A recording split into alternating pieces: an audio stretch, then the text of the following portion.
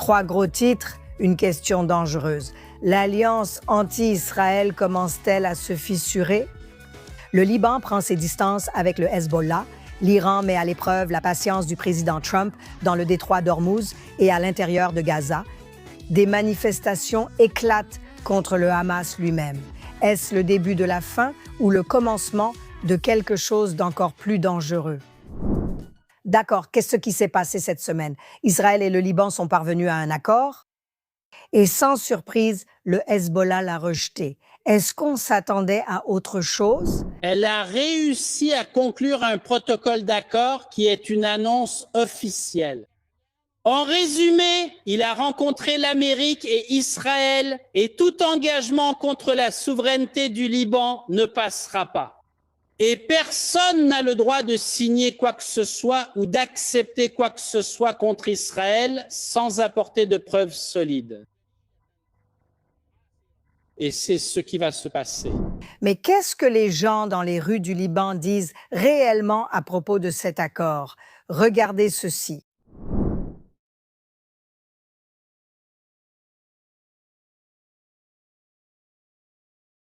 Nous faisons cela depuis longtemps. Nous sommes en guerre depuis 40 ans, on fait des allers-retours. Il y a de la destruction ici, il y a de la destruction là-bas, il y a de l'émigration, il y a de la destruction, il y a de la destruction là-bas, il y a de l'émigration.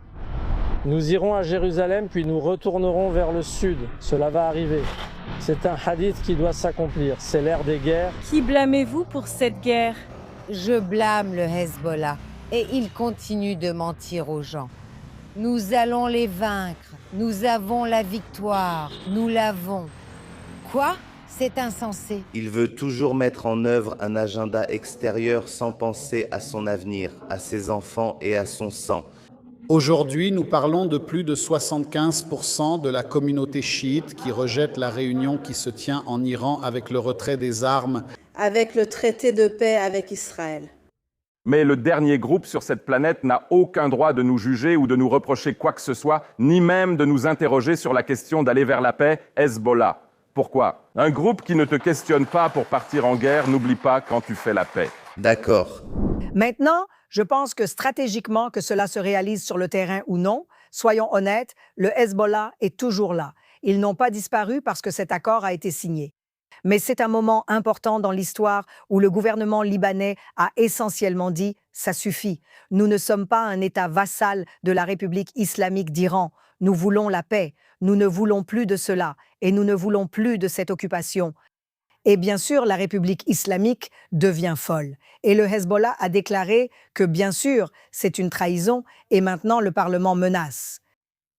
Mais je pense que nous devons quand même le reconnaître. C'est vraiment un moment extrêmement important où nous séparons les braves gens du Liban des terribles islamistes qui ont rendu leur vie misérable. Comment cela va-t-il se passer? Je doute que la République islamique laisse passer cela facilement. Je ne pense pas qu'ils le feront. Le Hezbollah et le régime islamique vont tout faire pour saboter l'accord. Mais c'est historique. C'est le premier accord que nous voyons depuis celui de 1983, un autre accord qui a finalement échoué à cause du Hezbollah et de la République islamique. Mais c'est vraiment historique de voir cet accord conclu entre l'État d'Israël et l'État du Liban.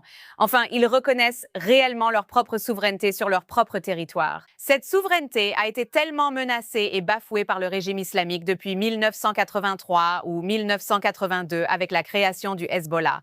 Donc, je suis optimiste. Je pense que c'est une très bonne chose qu'ils aient pu parvenir à un accord qui, en quelque sorte, sape en fait le protocole d'accord très, très dangereux avec la République islamique. Mais vous savez, nous ne devrions pas, comme l'a dit le secrétaire d'État Rubio, j'ai failli dire le président Rubio. S'il vous plaît, Dieu, s'il vous plaît, Inch'Allah. Ses premiers commentaires étaient que c'est une excellente première étape, mais seulement une première étape.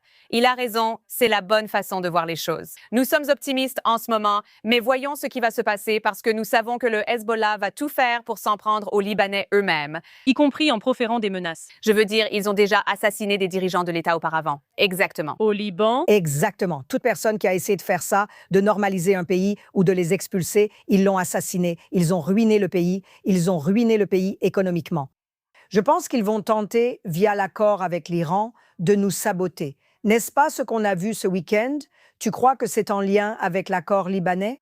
Le fait qu'ils tirent à nouveau sur le détroit d'Ormuz, Absolument. Je pense que ce que nous voyons, surtout depuis 2020, c'est cette grande guerre contre la normalisation, cette guerre contre la paix. C'est vraiment évident comme le jour. Et bien sûr, ils vont essayer de mettre en péril ce cadre pacifique et le droit du peuple libanais à, comme tu l'as dit, Émilie, conserver, retrouver, récupérer sa souveraineté.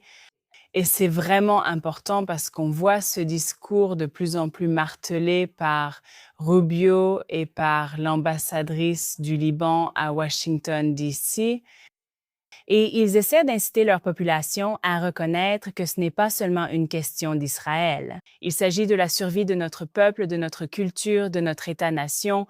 Le peuple libanais en a assez. Vous savez, leur souveraineté a été violée par tout le monde, de la République islamique aux panarabistes et baasistes de Syrie, le régime d'Al-Assad. Ils ont vraiment souffert de l'afflux de migrants du Hezbollah au Liban. Et c'est aussi mon invitation à l'Occident, une fois de plus, à vraiment aller au-delà des gros titres de propagande. Parce que une fois que vous comprenez même ces schémas migratoires de ce qui s'est passé au Moyen-Orient, comment le Hezbollah a envoyé des militants au Liban pour le détruire encore plus. oui. Et maintenant, vous remarquerez que le président Trump, il y a environ 10 jours, a dit que, vous savez, je ne fais pas vraiment confiance aux Israéliens. Oui, pour trouver un accord de paix avec le Liban. J'essaie et je ne fais pas confiance aux Libanais pour le faire eux-mêmes. Alors, vous savez quoi? Je vais inviter les Syriens à entrer au Liban. Oui. Pour vraiment pousser vers une sorte de chemin vers la paix et se débarrasser des proxys iraniens. Et je pense que c'est vraiment intelligent. Parce que ce que dit le président, c'est qu'il invite à une critique interne de cette idée d'ingérence étrangère au Liban et qu'il pousse vraiment les Libanais libres et souverainistes à prendre les choses en main et à combattre le Hezbollah une bonne fois pour toutes. Même avec ce cadre de paix, cela ne se produira pas immédiatement. Les choses empirent souvent avant de s'améliorer. Nous verrons des désaccords plus profonds et une confrontation entre les Libanais souverainistes et les Libanais affiliés au Hezbollah colonial. Et cela prendra probablement quelques années. Oui, mais au moins tu as commencé. Tu m'as dit il y a quelques semaines, Shaman, c'était vraiment l'une des choses les plus intelligentes que j'ai entendues quand Trump a dit ça sur la Syrie et que nous avons tous été offensés. Tu as dit non, non, non. Ce que les Libanais vont détester bien plus que tout, c'est l'implication des Syriens. Parce que bien sûr, les Syriens ont participé à leur massacre. Et ils ont toujours été des ennemis. Et donc, comme tu l'as dit, c'est comme pousser les Libanais à prendre un peu d'autonomie pour eux-mêmes. Et en même temps, en ce qui concerne le fait de saper l'accord de la République islamique avec les États-Unis, cela dit que nous allons rester sur notre ligne jaune, n'est-ce pas? Mais ce n'est pas le cas. On fera quelques gestes symboliques et se retirera symboliquement à certains endroits. Mais la nouvelle doctrine de sécurité nationale que nous avons imposée depuis le 7 octobre, qui était en fait l'ancienne doctrine de sécurité nationale jusqu'à ce qu'on l'oublie, c'est que la zone d'exclusion de tir ne se trouve pas sur notre territoire. Elle est sur leur territoire. Et donc, nos soldats sont toujours là-bas. Donc, juste là-bas. Et j'ai vu tard hier soir une énorme explosion. Tsahal a détruit un immense tunnel du Hezbollah. 1 kilomètre de long, c'est fou. Les gens n'ont aucune idée de ce que le Hezbollah a fait au Liban, aux civils libanais, aux habitants, aux quartiers, aux paysages du Liban. Il occupe le sud du Liban et en réalité la majeure partie du Liban en ce qui concerne la sécurité, ou plutôt l'insécurité, car il pratique la guerre de guérilla.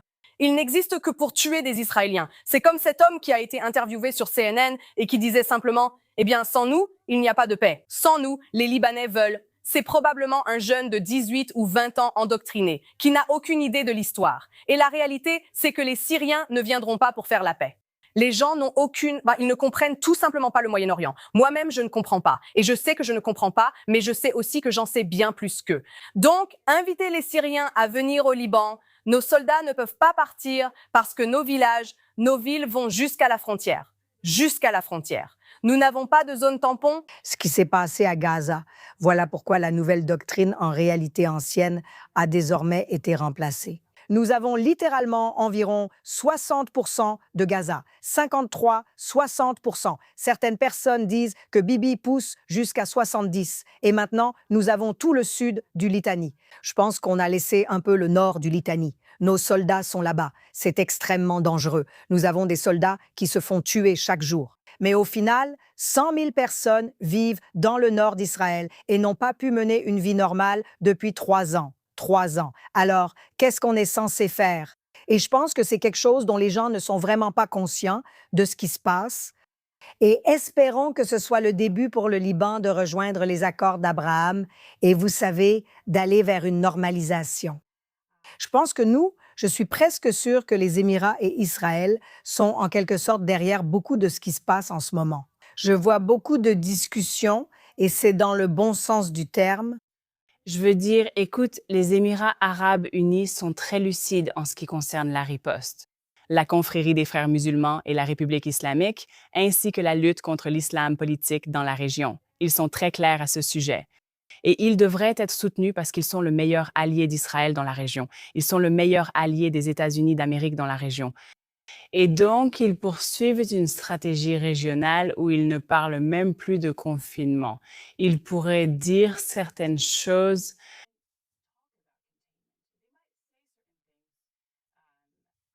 publiquement, diplomatiquement, mais stratégiquement, ils connaissent et comprennent la menace mieux que la plupart.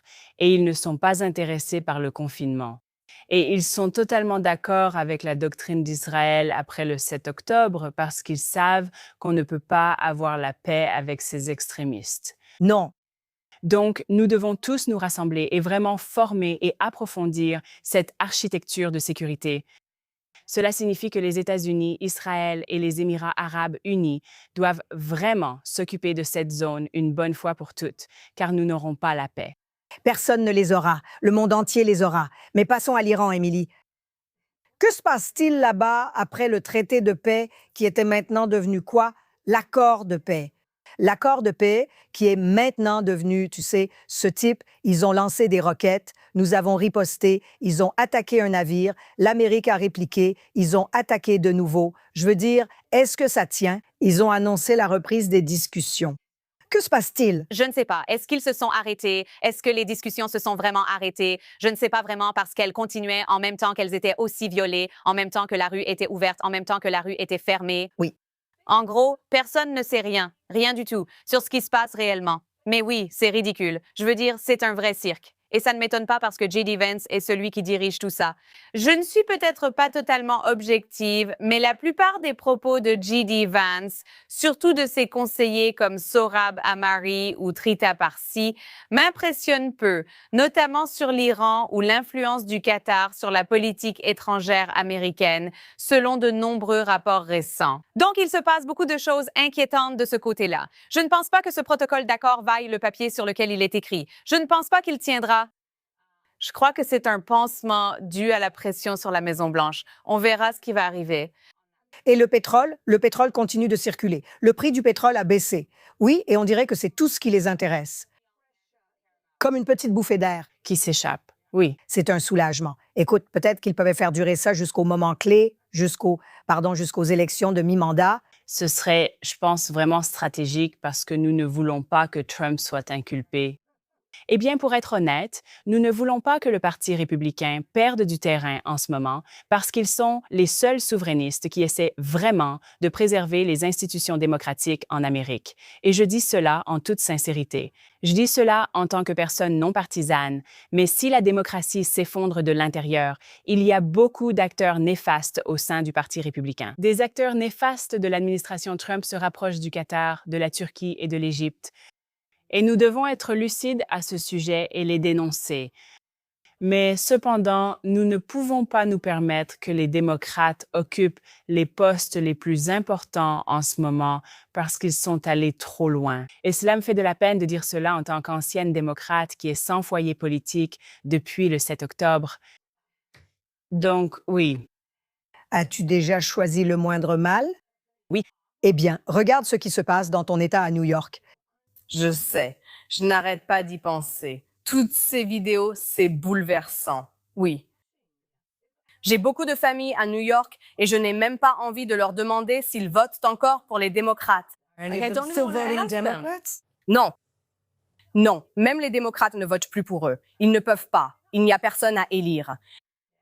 N'importe quel démocrate qui se présente ou qui est en poste, je veux dire, regardez ce qu'ils ont fait à Goldman parce qu'il est juif. Ils l'ont expulsé d'un café. On ne veut pas de ton argent de l'AIPAC.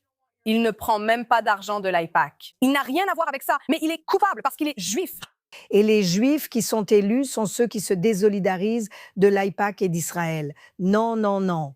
Ce n'est pas suffisant. Regarde ce gars, comment il s'appelle? Mina. Il faut qu'on joue ça. Pendant ce temps, Richie Torres, que Dieu le bénisse, gagne. Tellement formidable, très, comme tu dis, lucide sur son sionisme, sur sa position. Il gagne. Les Juifs devraient prendre exemple sur Richie Torres, qui n'a pas honte de ce qu'il est et qui gagne, parce que la livre de chair qu'il réclame ne leur suffira jamais. C'est exact. Oui. C'est ridicule. On ne peut pas négocier avec des tyrans. Si tu leur donnes 1 centimètre, ils en prennent 100. Tu ne peux pas. Eh bien, les candidats du DSA ont été très clairs sur le fait, premièrement, qu'ils essaient de détruire la civilisation occidentale, parfois même explicitement. Absolument. Détruire le ventre de l'Empire. Oui, exactement. Et cette Daria Avila.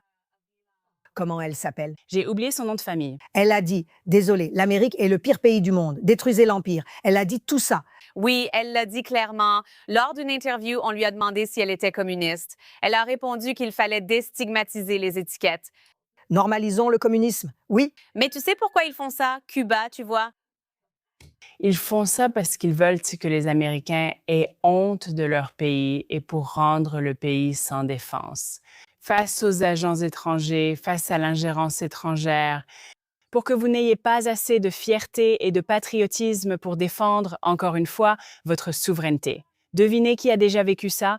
Tout le Moyen-Orient et l'Afrique du Nord. Oui, ils l'ont vécu. C'est pourquoi vous voyez un tel contraste entre la gauche en Occident et le nouveau Moyen-Orient qui émerge, lequel, comme vous l'avez mentionné, inclut des Émirats et, espérons-le, inclura aussi un élément des États-Unis et d'Israël. Le peuple iranien serait l'autre facteur en jeu ici, et de plus en plus les Libanais également. Je veux dire, parce que ce sont les autres minorités. Parce qu'ils savent, je n'oublierai jamais, et c'était il y a un certain temps, à Abu Dhabi, lors d'une cérémonie de remise des diplômes dans l'une des universités là-bas. Un homme se lève avec un kéfier et un drapeau palestinien, et en moins de 10 heures, il est expulsé sans discussion. Vous ne verrez aucune manifestation là-bas, car ils connaissent les méthodes d'infiltration des frères musulmans. Mais l'Occident semble ne toujours pas comprendre. Il ne se cache même pas. Un jeune YouTuber dont j'ai oublié le nom, désolé, j'ai du mal à retenir les noms.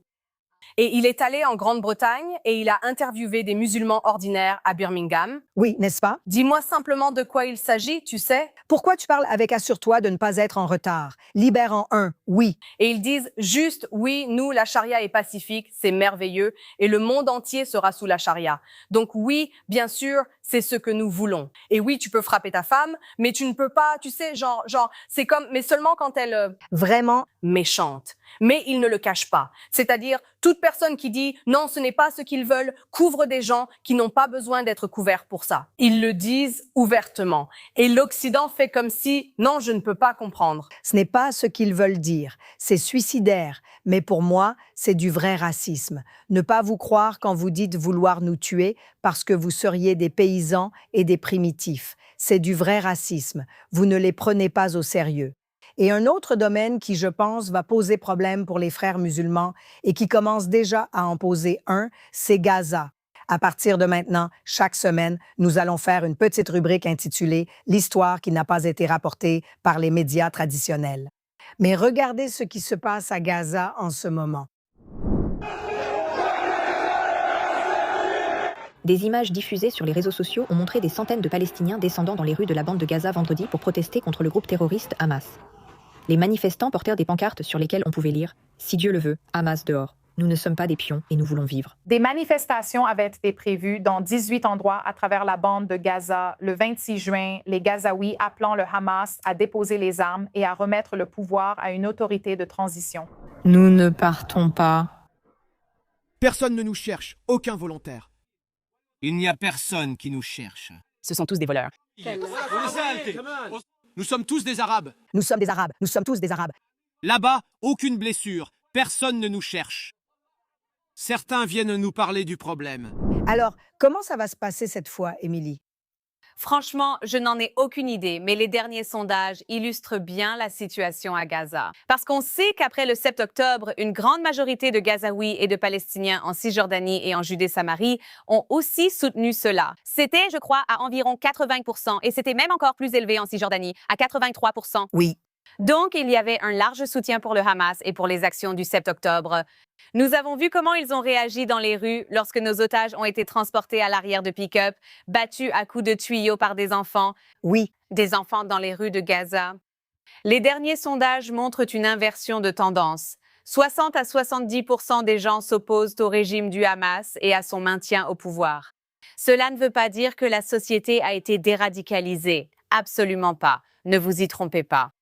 Mais c'est un pas dans la bonne direction de voir que les gens réalisent que ce n'est peut-être pas avantageux pour nous de soutenir une organisation terroriste djihadiste folle qui nous entraîne dans la guerre 5 millions de fois en 20 ans. Donc, c'est un bon signe. C'est bien qu'il y ait des manifestations. Le Hamas a réagi très fermement, tentant d'étouffer ces manifestations, parfois même avant leur début.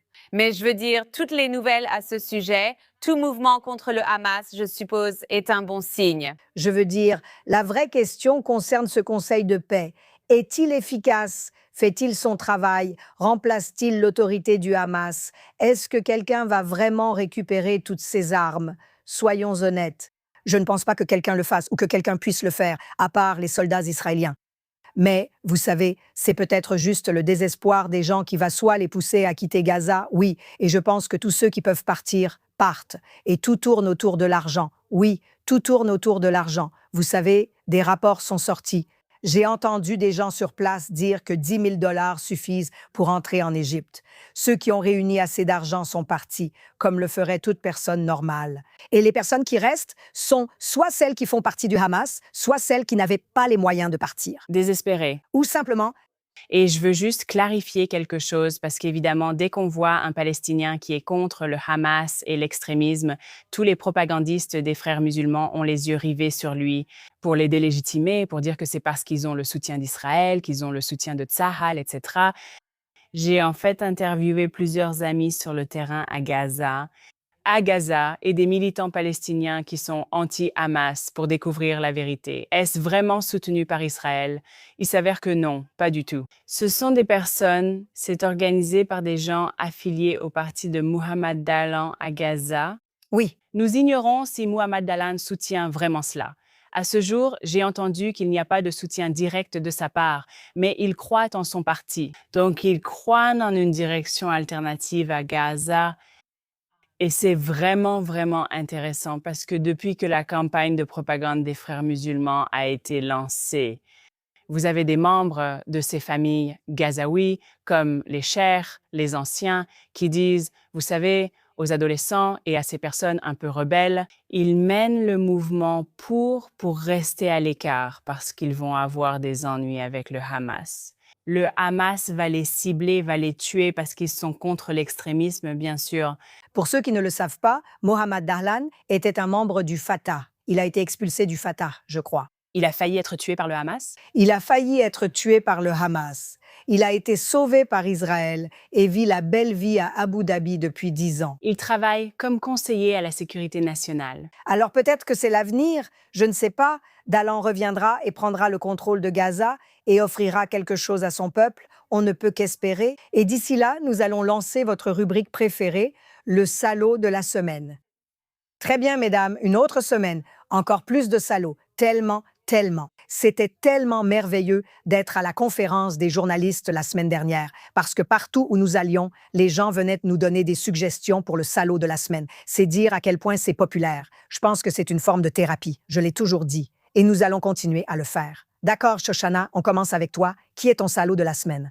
Cette semaine, mon salaud, c'est Rachel Griffin Akerso. Peut-être la connaissez-vous comme Mademoiselle Rachel, qui captive le regard et l'esprit de millions d'enfants, mais ce n'est en fait qu'une marionnette de propagande à couette.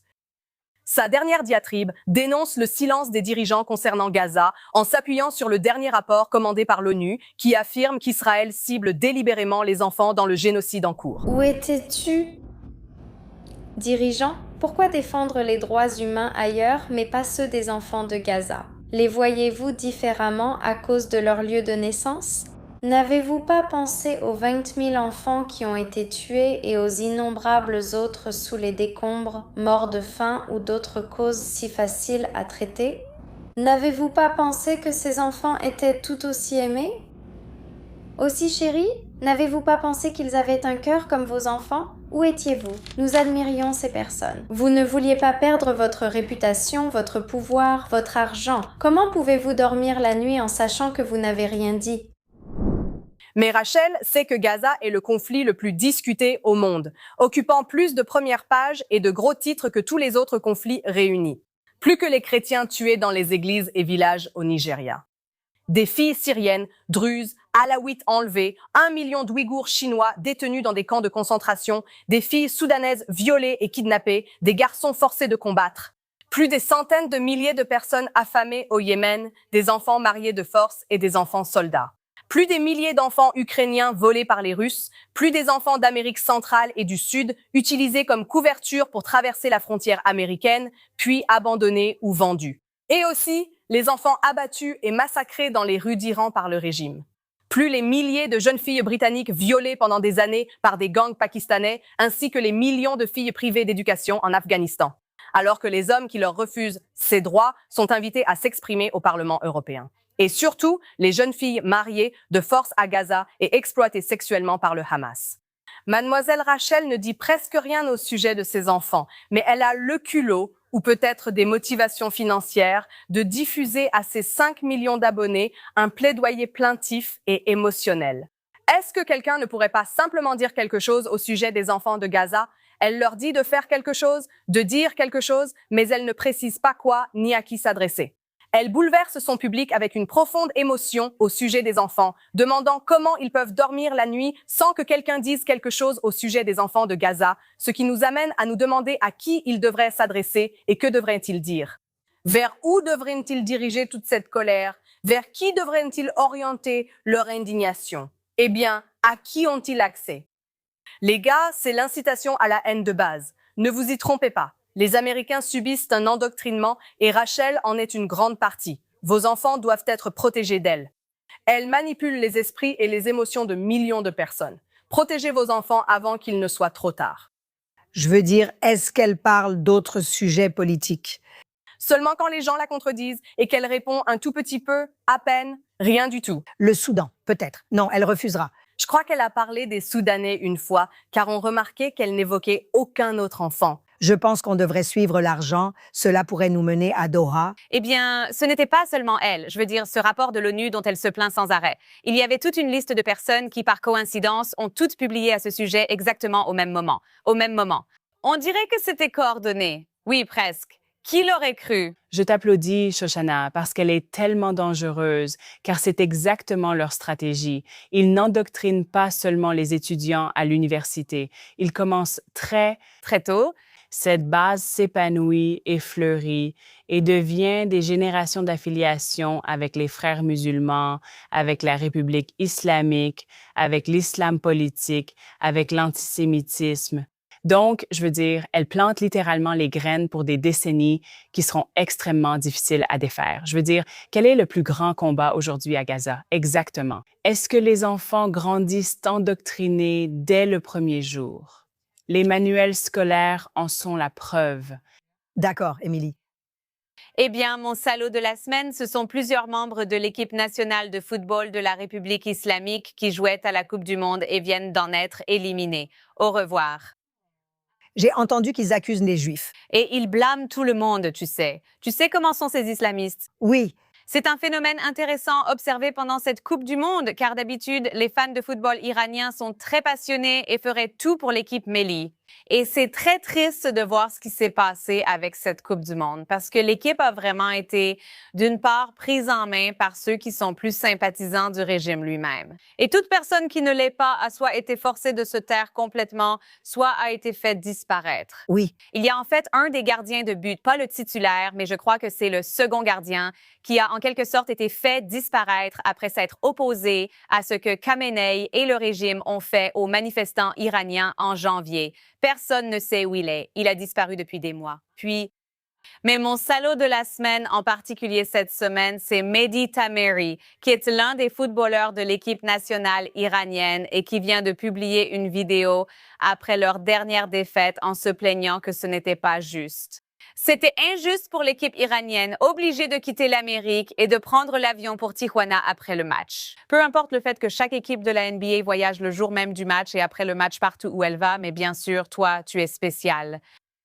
Je pense que l'injustice n'est pas que l'équipe iranienne ait subi des restrictions lors d'un tournoi aux États-Unis, pays actuellement en guerre avec l'Iran, mais plutôt que la République islamique ait essayé de faire venir des membres des gardiens de la Révolution sous couvert de l'équipe de la Coupe du Monde et du personnel d'assistance, et que les États-Unis ont refusé plusieurs visas pour cette raison. Ensuite, ils orchestrent un cirque médiatique en se disant persécutés. Pourtant, l'injustice réelle ici n'est pas liée au traitement de l'Iran. C'est la façon dont ils ont ignoré la détresse du peuple iranien. Ils leur ont coupé la parole. Ils n'ont rien fait pour sensibiliser à ce qui était arrivé à ces personnes. La FIFA a aussi collaboré avec la République islamique pour interdire le drapeau du lion et du soleil. Beaucoup d'Iraniens l'ont quand même utilisé. Oui. Beaucoup d'entre eux ont été expulsés, mais ces joueurs sont mes salauds de la semaine parce que dans certains cas, comme Tamari que j'ai mentionné, il a explicitement soutenu la destruction de l'État d'Israël en publiant quelque chose qui fait l'éloge de Khamenei. Et d'autres joueurs de l'équipe ont été filmés sur leurs propres réseaux sociaux, publiant du contenu, chantant les louanges de Qassem Soleimani et de l'idéologie du communisme, ainsi que certaines des chansons les plus notoires. Vous pouvez voir les images. Ce sont des partisans de la République islamique. Ils ne méritent rien et n'auraient pas dû entrer aux États-Unis. Vous n'êtes pas des victimes, mais clairement des ordures. Voici donc mon prix des ordures de la semaine. Mais Émilie, juste pour nuancer un peu, regarde ce qui est arrivé à l'équipe féminine quand elles ont osé s'exprimer ou ne pas chanter l'hymne national. Elles ont disparu. Oui. Ont-elles vraiment le choix ou sont-elles otages? Elles ont le choix de ne pas publier des messages appelant à la destruction d'Israël et de ne pas faire l'éloge de Soleimani et du communisme sur leurs propres réseaux sociaux. Ce sont des personnes qui soutiennent le régime. C'est en partie pour cette raison qu'elles font toujours partie de l'équipe. Exactement. Parce que celles qui ne l'étaient pas ont soit été exclues, soit certaines n'ont pas voulu participer intentionnellement parce qu'elles ne voulaient pas représenter ce que ce régime fait en ce moment. Donc, zéro camaraderie. Et c'est juste que ce sont les fans, oui. Objectivement, c'est une tragédie ce que le régime fait à ses athlètes. Imaginez travailler toute votre vie pour quelque chose comme la Coupe du Monde, comme si c'était votre rêve absolu. Tu y arrives, tu es qualifié. Tu sais? Tu te retrouves prise dans ce chaos politique. On voit la même chose avec les équipes olympiques. Et le problème, c'est aussi que la communauté internationale ne soutient pas ces athlètes. La FIFA ne les soutient pas. Le Comité international olympique ne les soutient pas. Personne n'est là pour ces athlètes. Ils s'en fichent? C'est un gros problème car ils ne sont jamais tenus responsables de leur persécution. Absolument. Il n'y a aucun filet de sécurité. De plus, tout ce que les joueurs de football iraniens ont dit a été instrumentalisé par les propagandistes d'Al Jazeera, des Frères musulmans, qui reprennent des extraits évoquant les difficultés liées au visa de l'équipe, où nos questions logistiques ont été compliquées. Et donc, c'est amplifié par le réseau islamiste pour renforcer l'idée que l'Amérique est maléfique. Oui. L'Amérique est maléfique. Ces gens avec qui vous signez un accord. Mais le pire, dans la continuité de ça, le pire que j'ai vu hier, c'est que l'AP et d'autres grands médias occidentaux présentaient cela comme une perte déchirante après leur période tumultueuse et difficile au monde. Coupe. Je veux dire, tout le monde peut perdre et rentrer chez soi, mais là, c'est déchirant. Rendons ça déchirant. Oui, bien sûr. Un jour, il y aura un procès pour les médias traditionnels. Un jour, nous vivrons pour le voir. Chama espère. Mon salaud de la semaine serait, paraît-il, un Arabe israélien qui a rejoint le live de quelqu'un qui est clairement anti-sioniste et qui poursuit un récit très spécifique pour dire et alimenter les théories du complot selon lesquelles le F-16 était soutenu par Israël. Donc, ça devient vraiment viral cette semaine. Et j'ai deux choses à dire à ce sujet. Tout d'abord, si vous êtes arabe israélien et que vous vivez dans une démocratie avec un passeport israélien, vous êtes bien plus puissant et avez plus de droits que n'importe quel arabe dans la région. Et cela me fait vraiment mal au cœur lorsque je rencontre des Arabes israéliens qui minimisent l'État d'Israël ou qui disent qu'ils n'ont pas l'impression que l'État d'Israël les représente, alors que cet État est un véritable miracle. Porter et arborer le drapeau sur vos bras est un honneur, car vous défendez les peuples autochtones du Moyen-Orient et d'Afrique du Nord. Et vous, en tant que minorité au sein d'un État-nation démocratique, vous avez encore plus de responsabilités pour défendre réellement ces valeurs. L'autre chose que je veux dire, qui est encore plus importante, c'est que nous avons des preuves que la République islamique et les frères musulmans recrutent des agents de l'intérieur. Oui, pour déformer et subvertir les cultures et les institutions et les retourner contre l'État, contre le nationalisme, contre le patriotisme et contre la souveraineté. Donc, je suis prête à parier que si cette personne est effectivement un Arabe israélien, elle a été recrutée. J'ai moi-même découvert plusieurs cas comme celui-ci, y compris des journalistes juifs qui écrivaient pour des institutions juives traditionnelles ici en Israël et qui étaient payés par le Qatar. Savait-il cela? C'est essentiel, car on l'entend dans les médias israéliens, mais rarement ailleurs, même pas dans les médias juifs. Je crois qu'il y avait un journaliste de Haaretz, oui, qui était payé. Levison, Chaim Levison, je suis Levinson, oui. Il affirme ignorer qui le payait, comme les gens du bureau de Bibi, Rich et l'autre. Bien sûr, il ne savait pas non plus qui les invitait ou payait. Que se passe-t-il? Comment peut-on être si stupide? Pour se porter volontaire afin de me donner des tonnes d'argent sans que je le sache, est-ce que je peux m'inscrire aussi? Tu vois, honnêtement, on compte tous nos sous ici alors que quelqu'un balance de l'argent. Où est Kevin? Où sont nos 7000? Non. Mais en fait, le Qatar est vraiment brillant à ce sujet. Ils ont créé un système incroyable dont nous devrions peut-être nous inspirer. Oui. Ils créent de multiples intermédiaires dans leur blanchiment d'argent et, vous savez, dans leur système et leur machine d'influence islamiste. Donc, même si vous essayez de le retracer, cela devient très difficile, oui. La République islamique fait la même chose, comme nous le savons. Et aussi ici en Israël, certains des experts ici en Israël ne sont pas des personnes en qui j'aurais confiance. Eh bien, il y a certains experts qui ne sont pas vraiment des experts et qui prétendent l'être. Et il y a des experts qui passent plus de temps à dire des choses horribles sur Netanyahou qu'à propos de la République islamique. Nous savons qui ils sont, qu'ils soient payés ou non, je ne sais pas, mais il y a aussi beaucoup d'idiots naïfs ici qui ne sont pas du tout payés, $500 par an. Ils disent « Va photographier le site de l'explosion ». Ils y vont et l'envoient. Ce sont des jeunes de 22 ans qui ignorent ce qu'ils font. C'est très insidieux. Tu as raison. Et c'est vraiment décevant, honnêtement. Mon salaud de la semaine, je pense que c'est le salaud de tout le monde cette semaine, c'est la soi-disant rapporteuse sur la violence contre les femmes et les filles. Elle s'appelle Rehem Al-Salim et c'est une femme arrogante à qui, Dieu seul sait, on a donné ce poste. Nous savons que l'ONU est corrompue et blanchit la République islamique et les frères musulmans. Ce poste lui a été attribué. Et bien sûr, depuis qu'on lui a donné ce poste, tout ce qu'elle a fait, c'est parler de tout le monde, sauf des femmes israéliennes qui ont été violées et tuées le 7 octobre. Elle ne prend la défense d'aucune victime de quelque type d'assaillants islamistes que ce soit. Et la raison pour laquelle c'est une ordure cette semaine et qu'elle est une ordure pour tant de gens cette semaine, c'est parce qu'elle est restée assise dans une commission à l'ONU avec une femme incroyable dont Shoshana va bientôt parler, qui s'appelle Ilana Gravetsky, qui a parlé de son expérience d'avoir été violée lorsque le Hamas a envahi son kibboutz. Et elle détournait le regard.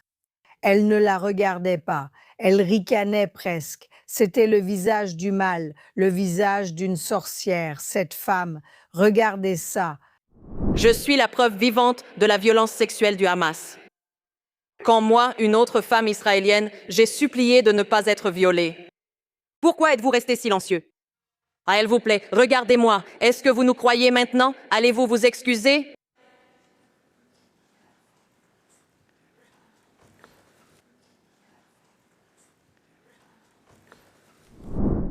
Et à un moment donné, la victime dit « Regardez-moi dans les yeux, regardez ce que je vous dis ». Encore une fois, elle n'a pas pu. Vous savez pourquoi? Parce qu'elle vit dans ce monde d'oppresseurs et d'opprimés. Et bien sûr, les Israéliens n'ont jamais le luxe d'être les opprimés ou les victimes. Si cette femme n'est pas renvoyée d'ici la fin de la semaine prochaine, alors je ne sais plus où on en est. L'ONU emploie ouvertement des terroristes. Et ils ne réprimandent qu'Israël parmi tous les pays du monde. Bien sûr, nous savons où ils en sont arrivés. Mais cette femme, honnêtement, c'était difficile d'arriver au niveau de Francesca Albanese, cette ordure. Mais toi, tu as lu Al-Salam? Bravo, je pense que tu y es presque. Tu es presque au panthéon des ordures du siècle comme Francesca Albanese, femme dégoûtante. Rim Al-Salem, tu ne devrais pas occuper ce poste. Tu n'es pas qualifié ni empathique. Tu es l'ordure de la semaine.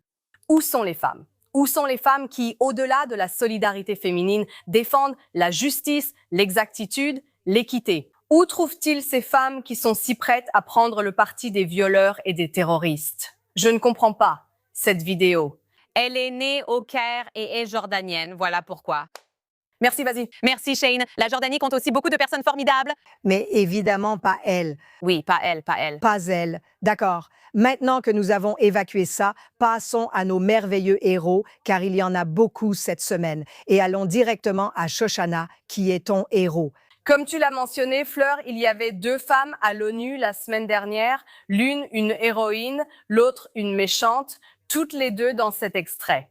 Ilana Grzezetsky, qui était une ancienne otage israélienne, est passée devant la caméra, s'est exprimée face caméra, en direct, devant un public et face à des personnes qui nient ce qu'elle a vécu, et elle a parlé de sa douleur. Oui, je n'arrive même pas à imaginer réussir à garder mon calme alors que des gens que je connais ne croient pas, ne savent pas ou nient et agissent contre moi. Elle parle ouvertement de ce qu'elle a vécu aux mains des terroristes. Et elle reste calme, elle garde son sang-froid, elle continue de parler et elle regarde le serpent droit dans les yeux en disant « Regarde-moi dans les yeux ». Oui. Regarde-moi. La femme ne peut pas, comme tu l'as dit, et ça ne l'intéresse même pas. Tu veux voir le bien et le mal? C'est dans une seule vidéo. Voilà à quoi ça ressemble. Et tu dois décider de quel côté tu vas être. Oui, je veux dire, vraiment, c'est juste dévastateur. Je vois toutes les personnes sur X qui la taguent et la traitent de pourriture. Et elle retire les tags des gens et maintenant elle bloque des personnes parce qu'elle ne supporte pas le retour de bâton de cette performance écœurante. Il faut l'assumer. Mais Ilana... Le visage d'Ilana à la fin m'a vraiment touchée. La première fois, j'ai pleuré. Oui. Comme tu l'as dit, il faut beaucoup de courage pour affronter un environnement hostile et partager quelque chose de si personnel. Oui. Mais aussi, à la fin, il y a ce moment où elle reprend son souffle après avoir parlé et elle se dit « D'accord, je l'ai fait ». Et là, j'ai juste craqué. Et une jeune femme. C'est une jeune femme, tu vois. Oui, une jeune femme qui doit, tu sais, vivre le reste de sa vie avec ce traumatisme et la manipulation mentale de ces salauds. Tous. Oui, exactement, Seigneur. D'accord. C'est une héroïne, Ilana. Tu en sortiras plus forte. Nous sommes tous avec toi. Tout le pays t'aime. Émilie, qui est ton héros cette semaine? Mon héros cette semaine est très improbable pour moi. Vas-y. Prenez note. Les journaux, prenez note. Quoi? Le gouvernement israélien. Je sais, non? Écoute, j'ai pu faire le gouvernement français la semaine dernière à cause de l'ONU. Tu ne pouvais pas faire le gouvernement israélien. C'est une période étrange, mais c'est pour une raison précise aujourd'hui, et c'est à cause de la reconnaissance du génocide arménien. C'est quelque chose qu'au tout début de cette semaine, Israël a annoncé. Le ministre des Affaires étrangères, Gantz, a annoncé qu'il présentait une résolution pour reconnaître officiellement, en tant que gouvernement d'Israël, le génocide arménien. Cela peut surprendre certains, car vous pensiez que c'était déjà fait. C'est un sujet sur lequel j'ai moi-même beaucoup fait du lobbying ici en Israël concernant la question arménienne. J'ai moi-même de la famille arménienne. C'est quelque chose qui me tient énormément à cœur. Et en tant que nation, le peuple arménien et le peuple juif ont tellement de similitudes, historiquement parlant, jusqu'à aujourd'hui. Ce sont tous deux des États-nations modernes. Israël est l'unique État juif. L'Arménie est en fait la toute première nation chrétienne et elles sont toutes deux entourées d'ennemis qui souhaitent les détruire en tant qu'État-nation de leur peuple. Et c'est quelque chose qui m'a vraiment peiné de voir ces relations tendues. Maintenant, je comprends qu'il y a un intérêt stratégique entre Israël et l'Azerbaïdjan. Donc, il y a d'autres facteurs en jeu ici. Mais lorsqu'il s'agit de reconnaître le génocide arménien, qui fut le massacre systématique des chrétiens arméniens, environ 1,5 million, nous ne connaissons pas les chiffres exacts. Et c'est quelque chose qui a été commis par les Turcs ottomans de 1915 à 1917. Ils ont été dépossédés, elles ont été violées, elles ont parfois été crucifiées pour leur foi chrétienne et envoyées en masse lors de marches de la mort. Elles ont été dépossédées de tous leurs biens, de leurs entreprises, de tout cela. Et bien sûr, des exécutions et des massacres à grande échelle que nous avons vus de la part des Turcs ottomans qui, jusqu'à aujourd'hui, n'ont jamais assumé leurs responsabilités dans le génocide arménien. En fait, ils ont effacé physiquement les preuves. Ils ont essayé de dissimuler tout cela. Il y a eu des lois en Turquie interdisant la reconnaissance du génocide arménien. Même si la situation s'est améliorée avec le temps, ils restent loin d'assumer leurs responsabilités et la communauté internationale l'accepte souvent. Oui. Ce qui me sidère complètement. Donc, je suis vraiment, vraiment ravie de voir qu'au moins, même si c'est trop tard, au moins cette injustice historique a été réparée. Je suis fière qu'Israël ait enfin pris la bonne décision sur ce sujet et j'espère que c'est le début d'une nouvelle ère entre l'Arménie et Israël et que nous pourrons voir des liens plus forts car il y a certainement une proximité morale et de valeurs. Nos peuples ont de forts liens, donc je reste optimiste pour l'avenir. Amen. Et n'oublions pas qu'ici, à Jérusalem, la communauté dans la vieille ville est présente depuis 1000 ans. Oui, ils sont là depuis très longtemps. Ils représentent l'un des quartiers de la ville de Jérusalem. Je suis amie avec de nombreux Arméniens qui vivent à Jérusalem. Ce sont des gens formidables. Ils se sont pour la plupart intégrés. Et tu sais, ils fabriquent des meubles artisanaux fantastiques et magnifiques. D'accord. Le héros de la semaine. Shama, qui est ton héros cette semaine? En parlant de femmes avec une véritable intégrité morale, des similitudes même chez l'ennemi, et tout simplement du courage, des femmes courageuses et braves. Mon héroïne de la semaine est l'ambassadrice libanaise à Washington, D.C. Nadia Ahmad Al-Mawad, qui a été applaudie par l'ambassadrice israélienne à D.C., qui l'a qualifiée de lionne pour avoir fait preuve de force et de courage face aux critiques et aux militants extrémistes du Hezbollah qui continuent de la menacer. Et toute personne qui se range du côté des États-Unis en faveur d'un cadre pacifique ou d'un cadre vers une voie pacifique pour l'intégration dans la région, pour la paix, le désarmement dans la région. Et je veux vraiment dire que pour les femmes de la région, votre plus grand allié qui comprend l'oppression et la marginalisation que vous avez subies pendant des centaines d'années, voire des siècles, ce sont les Juifs. Et vous pouvez vraiment le voir dans cet échange entre Marco Rubio et l'ambassadeur, ainsi que l'ambassadrice libanaise, qui bien sûr devait garder son calme. Elle a tout ramené à la souveraineté du Liban, le Liban avant tout. Oui. Et à ne pas trop sourire parce qu'elle ne veut pas susciter davantage de critiques. Eh bien, une héroïne merveilleuse, vraiment merveilleuse. Merci. Mon héroïne cette semaine est peut-être un peu inattendue, mais je dois lui reconnaître ça. Gwyneth Paltrow. Alors, Gwyneth vient d'une famille de confession mixte. Son père était juif, sa mère ne l'était pas, mais elle a été élevée dans cet esprit. Faire partie de la communauté juive faisait partie de son identité. Elle faisait partie des rares personnes à Hollywood à demander la libération des otages. Donc, elle s'est positionnée du bon côté. Elle n'est pas tombée dans ces conneries de Palestine libre que les élites hollywoodiennes répètent parce qu'elles pensent devoir le faire. Récemment, je pense qu'elle a pris une décision courageuse. Oui, elle est payée pour ça. Mais elle est allée faire une publicité pour un projet immobilier israélien à Herzliya, qui est une ville balnéaire, un endroit magnifique. Et c'était une publicité qui, bien sûr, a fait le tour du monde et a attiré l'attention à l'échelle mondiale.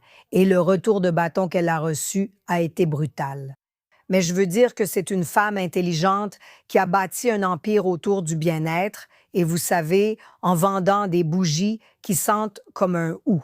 Mais elle, c'est une femme qui est devenue une femme d'affaires très prospère. Elle a une marque de style de vie, elle continue à jouer la comédie. Elle était vraiment fantastique dans Marty Supreme, le dernier film que j'ai vu. Elle jouait avec Timothée Chalamet, un autre juif fier, je dis ça comme ça. Mais elle est allée faire quelque chose dont elle savait qu'elle allait recevoir des réactions négatives. Elle n'est pas stupide. Elle savait. Et je suis sûre que ses agents et les personnes qui gèrent ses affaires lui ont dit « D'accord, tu vas faire ça pour Israël, pour cette entreprise israélienne. Il te paie, mais le monde entier va... » Oui, et elle l'a fait quand même. Et elle n'a pas fait... Oui, et... Elle l'a fait quand même, et elle n'a pas agi comme beaucoup de ces idiots. Et tu sais, je vais revenir là-dessus. Nathalie Portman, c'est de toi que je parle. Non, elle a vraiment assumé et elle a dit, tu sais, tout le monde peut aller se faire voir. Et donc, pour cette raison, je sais que c'est horrible que simplement rester fidèle à ses convictions fasse de toi une héroïne de nos jours. Mais la vérité, c'est que dans le monde dans lequel on vit, rester fidèle à ses principes ou à ses décisions fait vraiment de toi une héroïne. Et donc, Gwyneth Paltrow, je n'étais pas la plus grande fan, mais maintenant je le suis davantage. Tu es mon héroïne de la semaine. D'accord. C'est ça. Tu sais que tu fais une déclaration.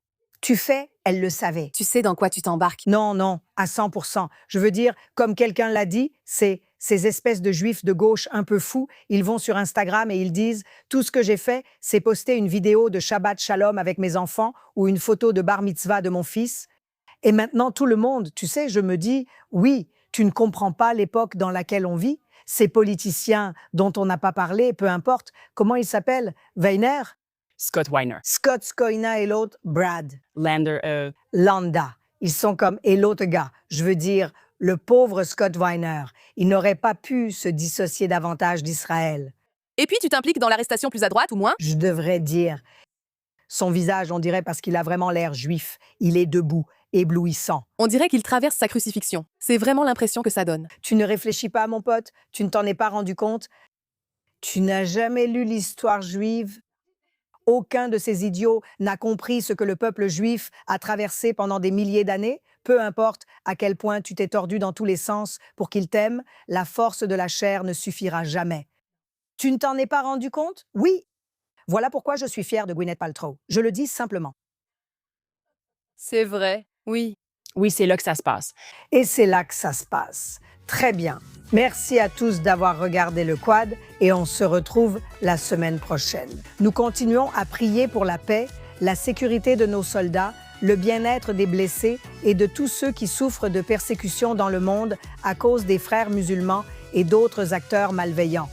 Nous prierons pour tous et vous retrouverons la semaine prochaine.